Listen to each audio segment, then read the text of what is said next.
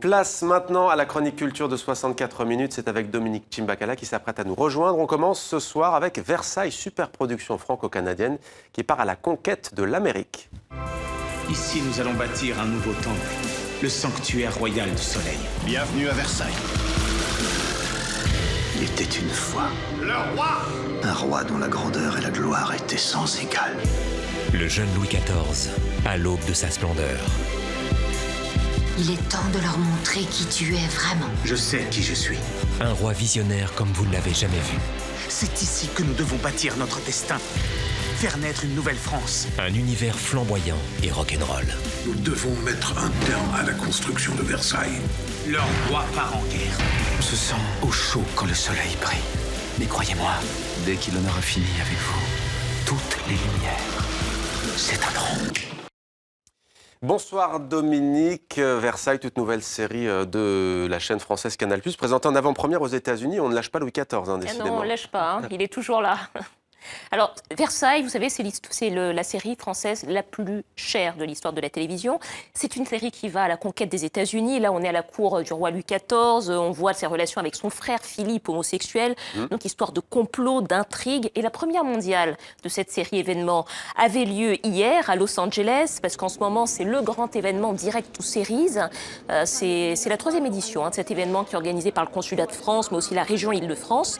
Et le but, c'est de vendre la touche française en matière de télévision, et apparemment elle est très appréciée, cette touche française. On va écouter un des organisateurs. Le marché est plus ouvert que jamais, d'abord parce qu'il y a une concurrence incroyable aux États-Unis et surtout une surenchère dans le meilleur sens du terme, puisque ce qui fait la différence, c'est l'originalité, le talent, les choix artistiques radicaux et l'ambition et l'originalité du programme. Donc les Américains, dans cette dynamique-là, s'intéressent à beaucoup de choses et les Français les intéressent parce qu'ils ont le sentiment qu'il peut y avoir des choses intéressantes qui viennent de France. Et apparemment, Dominique, de plus en plus de ces séries françaises séduisent à l'étranger. Ben oui, parce que vous savez, vous vous souvenez peut-être des Revenants, série qui a été vendue à la chaîne américaine Sundance Channel. Engrenage aussi, toujours une série Canal+, qui a été vendue à Netflix, donc sur Internet, et qui est nommée aux Emmy Awards, les récompenses de la télévision américaine. Bon, ce sont des séries assez novatrices, qui innovent par leur écriture, mais je pense que c'est pas seulement ça, ce sont aussi des séries à gros budget.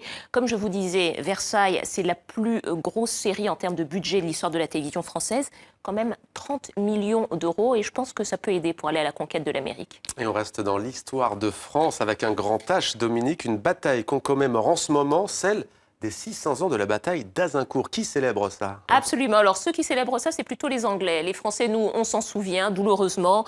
Mais enfin, c'était le 25 octobre 1415. Défaite, donc, pour les Français. Grande victoire qu'on célèbre encore aujourd'hui pour les Anglais. D'ailleurs, ce matin, dans l'abbaye de Westminster, il y avait une commémoration qui était organisée. Et cette défaite, vous savez, c'était une défaite terrible parce que toute la fine fleur de la noblesse française a été tuée. On parle quand même d'à peu près 10 000 morts côté français. C'est une bataille qui s'est déroulée sur un terrain boueux dans une plaine du nord de la France et qui opposait deux techniques de guerre, les archers gallois côté anglais contre les cavaliers français. Les Français donc se souviennent de toute cette histoire du Moyen-Âge dans une exposition. Ils se souviennent en quoi cette bataille a changé l'histoire de la guerre et surtout en quoi est-ce qu'elle a désorganisé le royaume. On écoute le commissaire.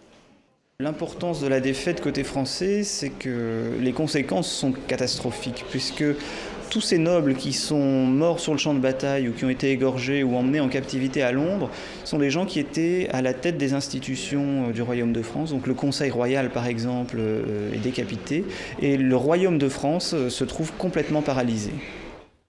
Voilà, c'est une très très jolie exposition qui est visible en ce moment jusqu'au 24 janvier 2016 au Musée de l'Armée à Paris. Allez, on quitte un peu l'histoire tout de même. La littérature, à présent, Dominique, les prix littéraires, c'est la saison et 2 prix viennent de tomber.